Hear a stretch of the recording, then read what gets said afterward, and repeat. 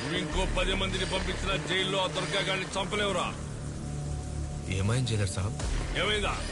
నువ్వు పంపించిన 10 మందిని ఇక్కడ ఒకడు తుక్కు మీద కొట్టుబడేశాడు. వాళ్ళలో ఒక్కడైనా ప్రాణాలతో ఉంటాడని నాకు నమ్మకం లేదు. ఇంకోసారి ఇలాంటి పిచ్చి పనులు ఏమైనా ఉంటే